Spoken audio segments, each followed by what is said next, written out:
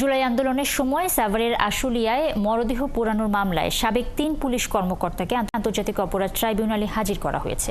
মানবতাবিরোধী অপরাধের অভিযোগে তাদের বিরুদ্ধে শুনানি শুরু হয়। সেখানে আছেন সহকর্মী সৈকত সাদিক। আরও তথ্য জানাতে তিনি আমাদের সাথে যুক্ত হচ্ছেন। সৈকত, আদালত শুনানিতে কি পর্যবেক্ষণ দিয়েছে বিস্তারিত যদি একটু বলেন। আজকে বেলা 12:15টার দিকে আন্তর্জাতিক অপরাধ ট্রাইব্যুনালে শুনানি শুরু হয়।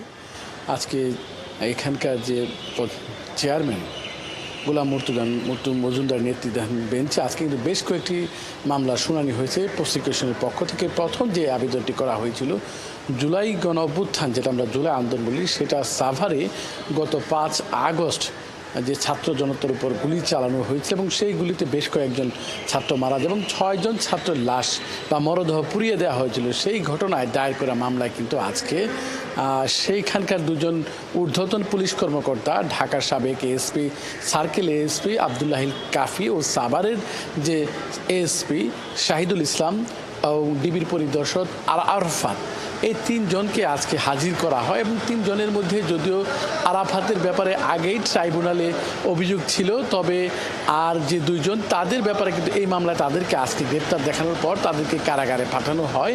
এবং এর পাশাপাশি যে আরেকটি গুরুত্বপূর্ণ মামলা চট্টগ্রামের বদরহাটের, সেখানেও আজকে একটি নতুন যেন একজন আসামি, যদিও সে অন্য মামলায় গ্রেপ্তার আছেন, যুবলীগের একজন ক্যাডার তৌহিদুল ইসলাম, তার বিরুদ্ধে অভিযোগ তিনি সেই ছাত্র জনতার আন্দোলন দমনে সরাসরি গুলি চালিয়েছিলেন। যে 12 জন, তাদের মধ্যে একজন, তাকে কারাগারে ট্রাইব্যুনাল হাজির করতে বলা হয়েছে।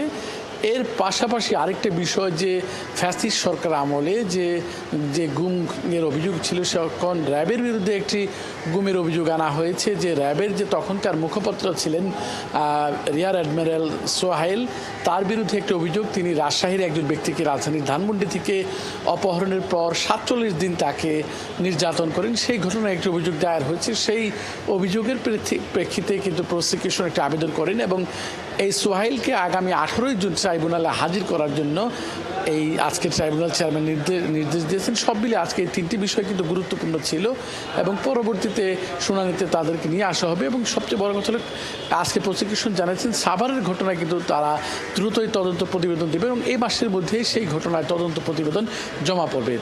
নুসরাত, এই ছিল এখন পর্যন্ত ট্রাইব্যুনালের আজকের সর্বশেষ সংবাদ।